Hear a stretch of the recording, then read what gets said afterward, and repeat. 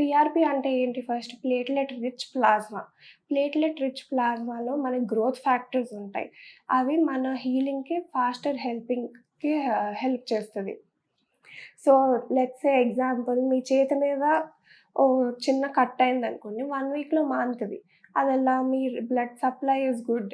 So, బ్లడ్‌లోని growth factors వచ్చి ఆ హీలింగ్‌కి హెల్ప్ చేస్తది. అది కూడా గ్రోత్ ఫ్యాక్టర్స్ అనేది ఒకటే కాదండి. మల్టిపుల్ గ్రోత్ ఫ్యాక్టర్స్ ఉంటాయి. సో, ఇదే మన జాయింట్స్‌కి రీచ్ అవ్వటానికి కొంచెం స్లో ప్రాసెస్ ఉంటది. సో, దానిని ఫాస్ట్ హీలింగ్ ప్రాసెస్ చేయటానికి మనం పీఆర్‌పీ అనేది వాడతాం. సో, దీంతో పాటు మనం ఫిజియోథెరపీ గూడా ఉంటది. ట్రీట్మెంట్ ఎంత ఇంపార్టెంటో ఫిజియోథెరపీ గూడా అంతే ఇంపార్టెంట్. అలా అని డైరెక్ట్ ఫిజియోథెరపీయే చేసుకుంటాం, నాకు ట్రీట్మెంట్ అక్కర్లేదు అంటే ఉన్న ఇంజురీని ఎక్కువ చేసుకుంటున్నట్టు.